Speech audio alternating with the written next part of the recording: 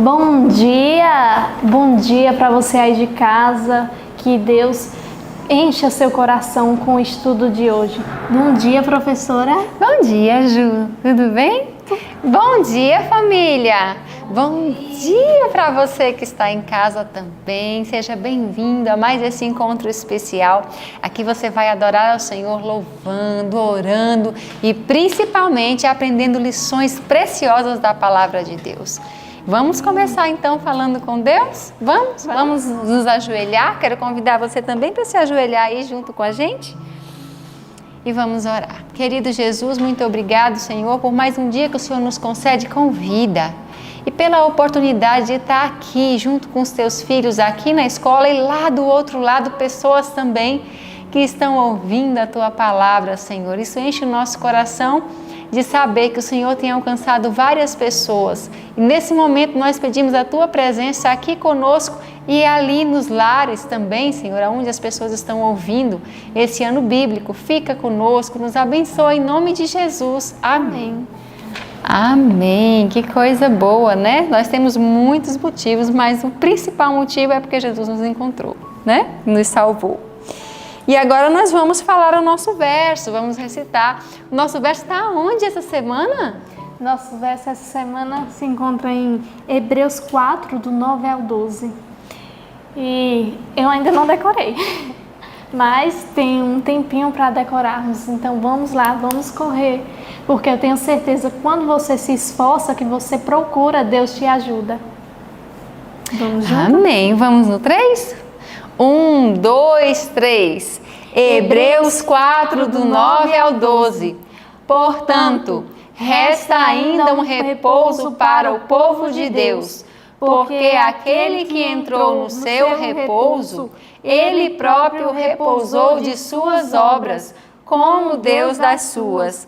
Procuremos, pois, entrar naquele repouso, para que ninguém caia no mesmo exemplo de desobediência.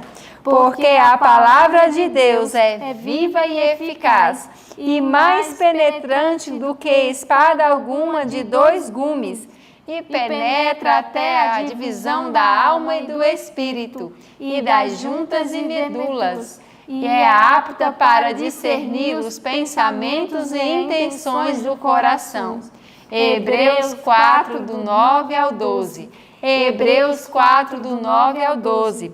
Portanto, resta ainda um repouso para o povo de Deus, porque aquele que entrou no seu repouso, ele próprio repousou de suas obras, como Deus das suas. Procuremos, pois, entrar naquele repouso, para que ninguém caia no mesmo exemplo de desobediência, porque a palavra de Deus é viva e eficaz, e mais penetrante do que espada alguma de 2 gumes, e penetra até a divisão da alma e do espírito, e das juntas e medulas, e é apta para discernir os pensamentos e intenções do coração. Hebreus 4, do 9 ao 12. Hebreus 4, do 9 ao 12. Portanto, resta ainda um repouso para o povo de Deus, porque aquele que entrou no seu repouso, ele próprio repousou de suas obras, como Deus das suas. Procuremos, pois, entrar naquele repouso, para que ninguém caia no mesmo exemplo de desobediência, porque a palavra de Deus é viva e eficaz, e é mais penetrante do que espada alguma de 2 gumes, e penetra até a divisão da alma e do espírito, e das juntas e medulas, e é apta para discernir os pensamentos e intenções do coração. Hebreus 4, do 9 ao 12. Amém. Como é bom, né, professora, guardar a palavra de Deus em nosso coração. Sim. Então, vamos para o próximo momento, que é estudar a palavra de Deus. Então, guarde no seu coração cada palavra dita, porque você um dia pode precisar para que Deus use você para falar com outras pessoas. Fica com Deus e com o estudo e até a próxima. Até a próxima. Bom dia. Bom dia. Que oportunidade agora de estudarmos a palavra, que oportunidade eu estou tendo também de ver a igreja muito bonita. Queria que você tivesse essa oportunidade também, mas se não é possível agora ver pelas telas, venha nos fazer uma visita e você vai ver o quanto a igreja aqui é bela ao estarmos os irmãos reunidos e os missionários todos juntos. Agora nós iremos recapitular o estudo. Hoje nós estudamos o livro de Ageu, capítulo 1 e capítulo 2. Esse é um livro bem curtinho. E o livro Profetas e Reis, capítulo 46. Os profetas de Deus os ajudavam. Se você tem acompanhado os estudos aí durante os dias, você percebeu que nós vamos em uma sequência de uma história bíblica. E nós acompanhamos a respeito do cativeiro, de como o povo de Judá, o povo de Israel permaneceu em cativeiro aí em Babilônia, mas depois retornaram à terra e Deus foi trabalhando com eles com relação ao seu retorno. Foram vários estágios para que eles conseguissem retornar em um número mais significativo, porque eles passaram muitos anos em Babilônia e lá eles se acostumaram. Depois que vieram os medos e os persas e assumiram o governo, eles foram tratados até de maneira mais bondosa. E aí eles se acostumaram a viver ali e muitos, quando foram convidados a retornar, não queriam mais voltar para a terra de Jerusalém, que se encontrava desolada, o templo em ruínas, o muro destruído. Então eles decidiram ficar por lá mesmo. Mas Deus foi trabalhando com eles. E o número inicial ali de pessoas que voltaram receberam então a oportunidade de trabalhar para Deus para a reconstrução da cidade e reconstrução do templo. E hoje nós vamos estudar um pouco sobre este momento, onde eles tinham a obra de reconstruir o templo novamente e quais as dificuldades que eles tiveram durante o caminho. Quando eles retornaram para lá, eles tiveram algumas dificuldades, e as dificuldades eram externas, porque eles estavam cercados de algum grupo de pessoas que iam contra eles, mas principalmente um grupo que ia contra, mas não ia. E esse grupo era os samaritanos. Vocês sabem quem são os samaritanos? Hoje o nosso capítulo veio trazendo de maneira bem clara, simples assim, quem são os samaritanos. Não apenas aqueles que habitavam na cidade de Samaria, mas os samaritanos eles eram compostos por um cruzamento, digamos assim, de duas raças distintas, de dois povos distintos, que eram o remanescente do povo de Israel, quando as 10 tribos foram dispersas pelo reinado assírio, alguns ficaram ainda em Samaria, que era a capital do reino de Israel. E alguns ficaram por ali. E quando eles foram dominados pela Assíria, alguns líderes assírios vieram para habitar na terra de Israel e habitaram em Samaria. E então essas nações se fundiram. Os remanescentes de Israel e os colonos assírios. E aí surgiu a raça que é denominada então os samaritanos. Os samaritanos são esses. Então eles conheciam a Deus porque descendiam de Israel, mas também eram idólatras porque descendiam da Assíria. E aí eles foram uma pedra no sapato dos israelitas para a reconstrução do muro. Mas olha só como eles começaram ao seu atrapalho, digamos assim, na reconstrução. Olha só então como os samaritanos eles começaram a ser a pedra no sapato.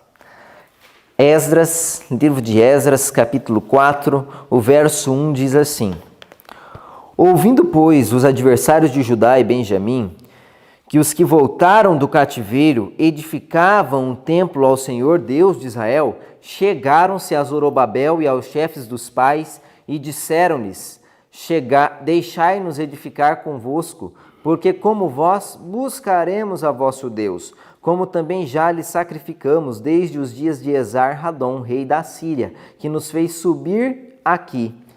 Então olha só o convite ou a disposição do povo de Samaria para ajudar o povo de Israel.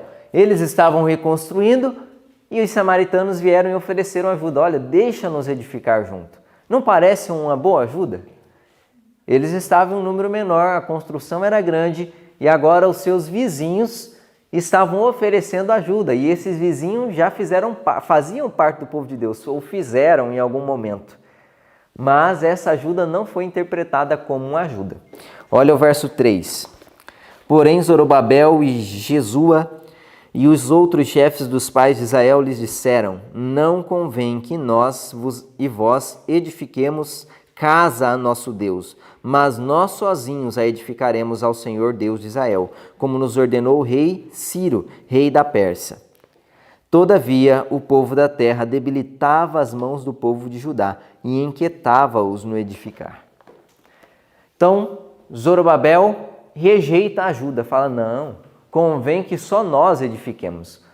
Sinto muito, muito obrigado pela ajuda, mas nós vamos edificar sozinhos. Porque eles viam naquela ajuda uma brecha para que Satanás arruinasse novamente a nação. Eles tinham sido levados em cativeiro justamente por causa de algo. Quem de vocês lembram qual foi o motivo que eles foram levados em cativeiro? Ou onde começou aí essa queda? Pela idolatria. E a idolatria se deu pelo quê? Casamentos ilícitos. Pelas uniões que eles tinham com as outras nações. E isso os levou à idolatria. E eles entendiam então que todo esse sofrimento que eles passaram, que as 10 tribos passaram e depois Judá e Benjamim passaram, foi por causa da idolatria devido à união com outras nações. E agora, já no início, será que eles voltariam a cometer o mesmo erro? Não, Zorobabel distinguiu logo: não vamos cometer, não vamos andar pelo mesmo caminho, não. E isso pode ser uma brecha e muito sutil, porque vocês dizem que adoram a Deus, mas também são idólatras, adoram outros deuses, aí vai ser uma armadilha mais sutil. Então Zorobabel rejeitou por completo: não vão ajudar, não vão nos ajudar a edificar o templo. E com isso os samaritanos se tornaram então seus inimigos, adversários. Estavam próximos a eles e por essa recusa à ajuda, eles começaram então a atormentar, a atrapalhar, a ponto de eles chegarem ao momento a ter contato com o rei dos Médios e os persas, que estava dominando toda a região, para falar: olha, aquele povo está edificando ali e houve um rei atrás que tinha proibido a reconstrução daquilo dali. E aí lá vai ele, manda parar ali a reconstrução do templo, até que momentos mais tarde, através de um pedido aí dos líderes de Judá, ele revisa todos os decretos que os médios e os persas tinham dado e vê que não, que na verdade Ciro tinha dado um decreto para reconstrução. E a partir dali ele passa a auxiliar o povo de Judá na reconstrução.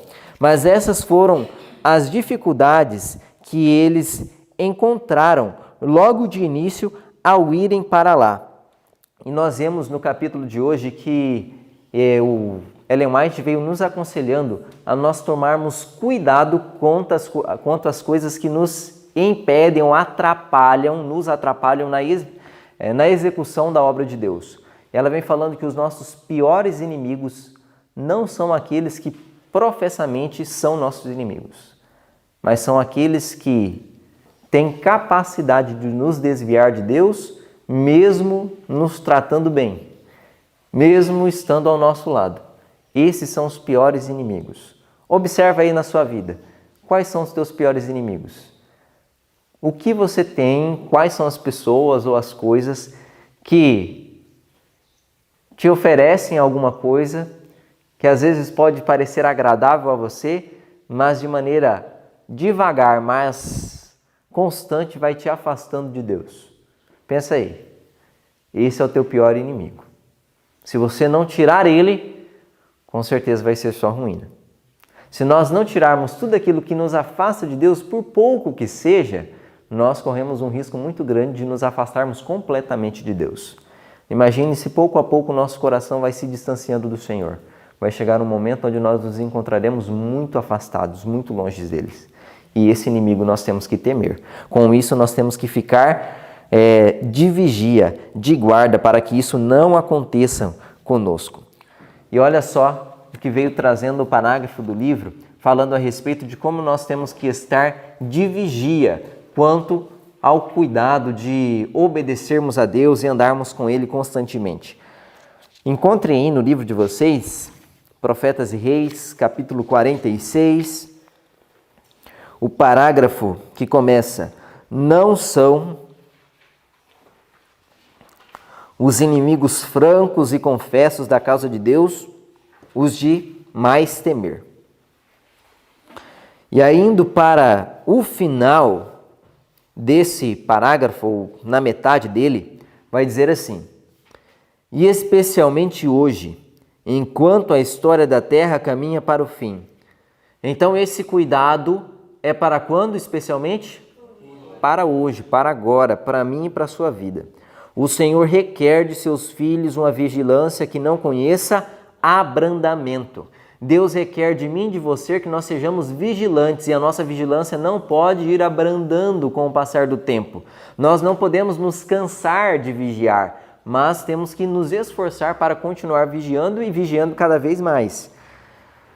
Mas embora o conflito seja incessante, ninguém é deixado lutar sozinho. Anjos ajudam e protegem os que andam humildemente diante de Deus. O Senhor jamais trai aquele quem nele confia. Quando seus filhos dele se aproximam em busca de proteção contra o mal, em piedade e amor, ele levanta para ele um estandarte contra o inimigo. Não lhes toque, ele diz, pois são meus. Tenho-os gravado nas palmas de minhas mãos. Sempre que você vigia, Deus cuida de você. E aí você não tem que temer, porque Ele levanta um estandarte, uma barreira contra os inimigos teus e ainda dá uma ordem. Não toque nesse. Esse me pertence. Esse está gravado nas palmas de minhas mãos. E aí nós ficamos protegidos diante do Senhor. Então nós não podemos baixar a guarda. E mesmo que os conflitos aumentem, as dificuldades aumentem, nós temos a certeza, nós não lutamos sozinhos. Anjos poderosos estão ao nosso redor e, ao comando de Deus, nos ajudarão mesmo em face dos maiores inimigos que vierem até nós. Que Deus possa nos fortalecer contra isso. E houve um momento em que o povo de Judá ali, eles foram fraquejando em seus esforços para continuarem a obra. Deus tinha confiado naquele momento específico da vida deles, de restauração do templo, uma obra muito especial, que era a reconstrução do templo.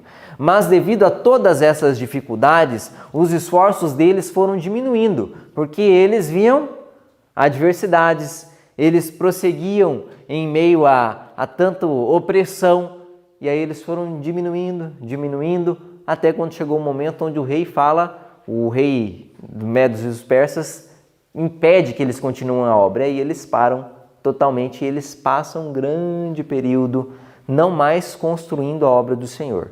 Mas alguns continuaram fiéis, os líderes continuavam ali em meio à oposição, mesmo quebrando o decreto do rei, construindo ainda.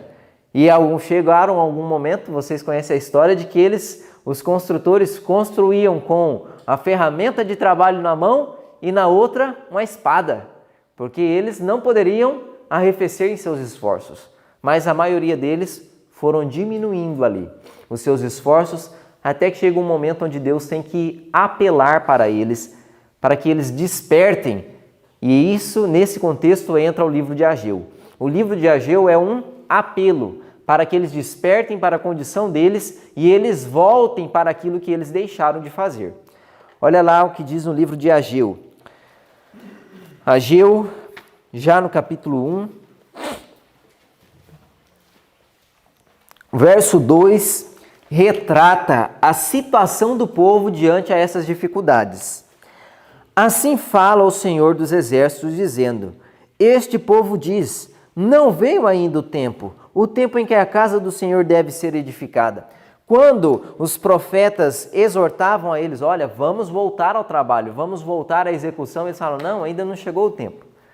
Não estamos no momento de edificar, porque temos passado por muitas dificuldades ainda. Ainda vemos muitas coisas conspirando contra, então não chegou o momento ainda. Vai chegar um momento onde as coisas vão ser facilitadas, onde as portas serão abertas e aí nós voltamos à reconstrução. Nas coisas que você tem empreendido para o Senhor, pense aí. Nas coisas que Deus tem colocado em tuas mãos, que você tem como seu trabalho, como objetivo e que Deus tem colocado em seu coração. Tem surgido dificuldades? Ou não surge dificuldade nenhuma?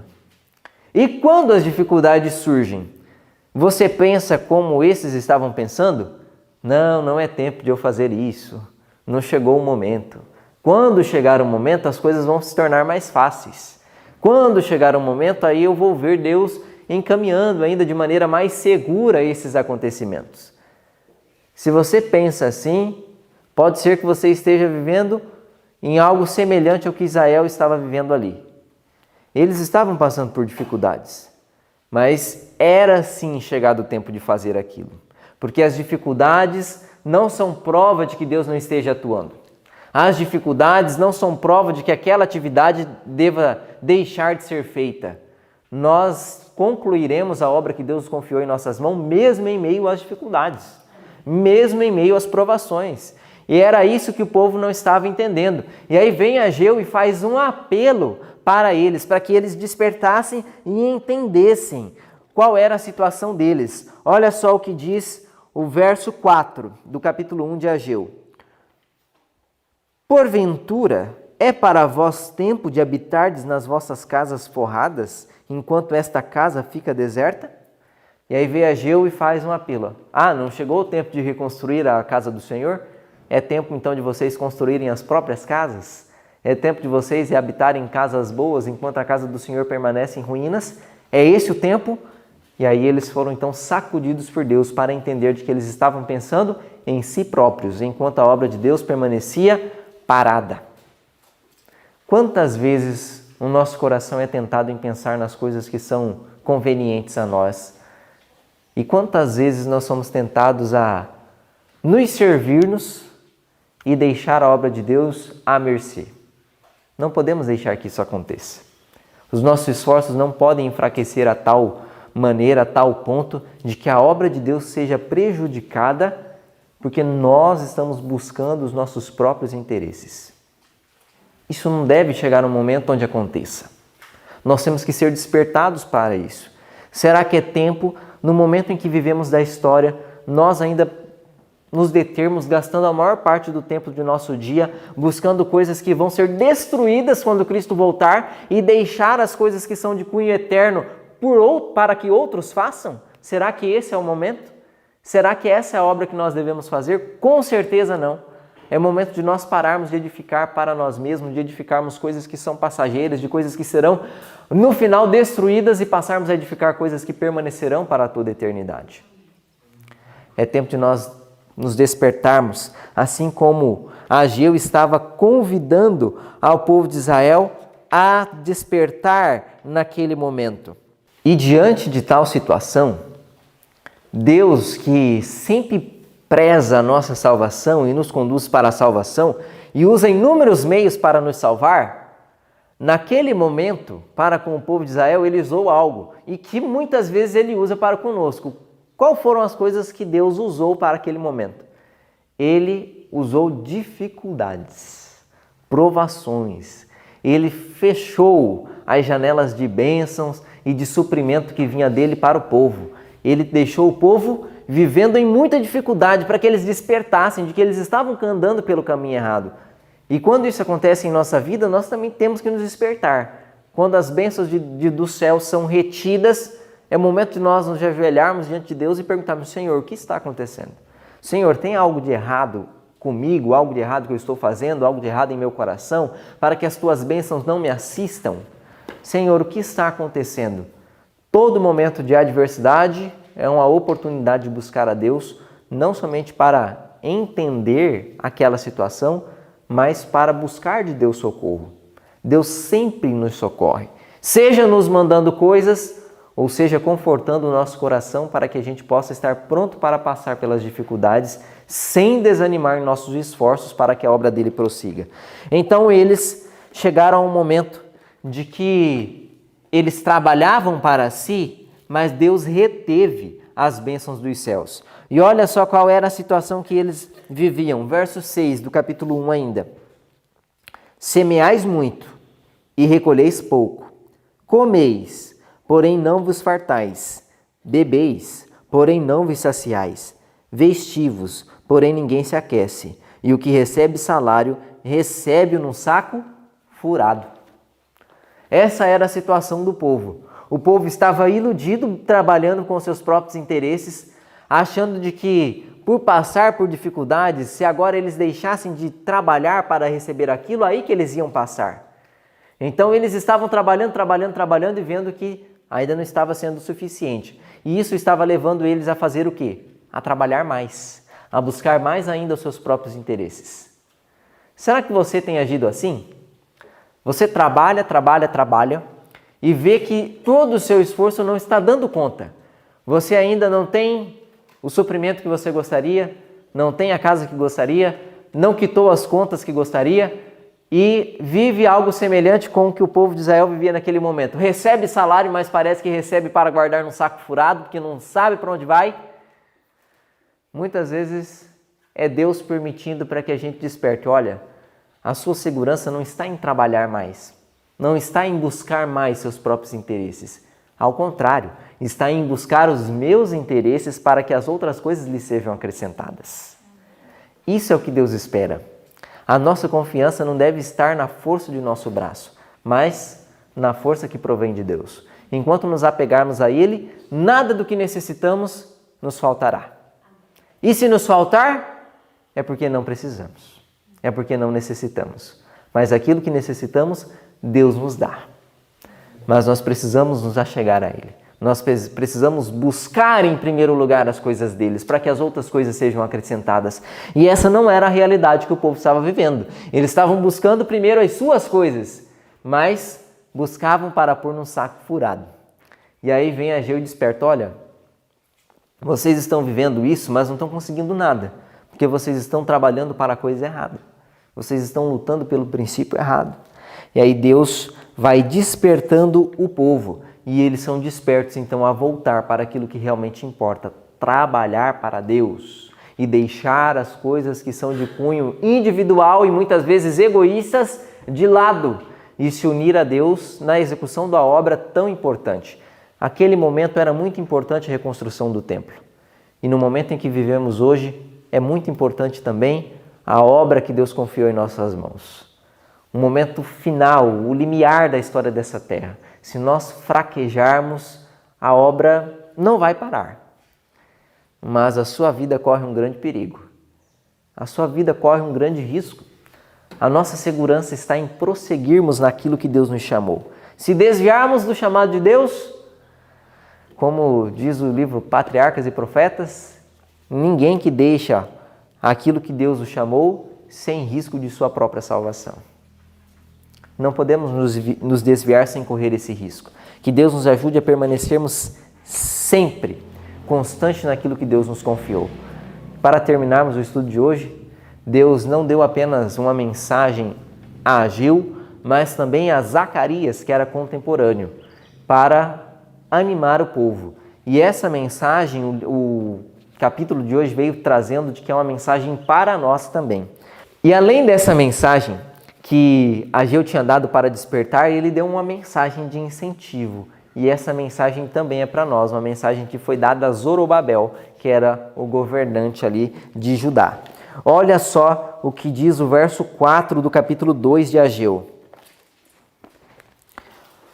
Ora, pois, esforça-te, Zorobabel, diz o Senhor, e esforça-te, Josué, filho de Josadaque, sumo sacerdote, e esforça-te todo o povo da terra, diz o Senhor, e trabalhai, porque eu sou convosco, diz o Senhor dos Exércitos.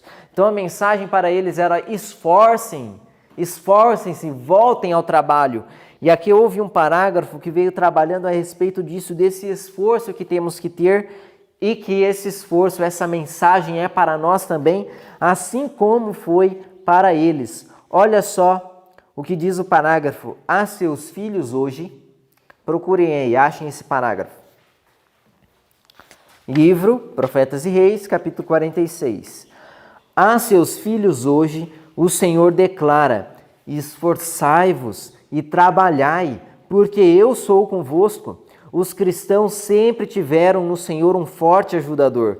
Podemos não conhecer a maneira como o Senhor ajuda, mas de uma coisa nós sabemos: Ele jamais falta aos que nele põem sua confiança. Se os cristãos soubessem quantas vezes o Senhor tem ordenado o seu caminho, a fim de que o propósito do inimigo com respeito a eles não se realizasse, não andariam tropeçando e queixando-se. Sua fé estaria firme em Deus e nenhuma provação teria poder para movê-los. Eles o reconheceriam como sua sabedoria e eficiência, e ele poderia promover aquilo que deseja operar por meio deles. E a mensagem para nós é: esforcem-se, para que vocês cumpram a obra que foi colocada nas mãos de vocês. E tenham certeza de que Deus nos guia por caminhos muitas vezes difíceis, mas para nos livrar dos ataques do inimigo. Muitas vezes Deus nos tira de um caminho que talvez poderia ser mais fácil, mas para andarmos num caminho mais seguro. Nem sempre os caminhos mais fáceis são os caminhos mais seguros, mas sempre que nós andarmos nos caminhos que Deus indicar, por mais que passemos por dificuldades, esse ainda será o caminho seguro. Esse ainda será o caminho melhor para nós trilharmos. E a mensagem para nós era: se esforcem.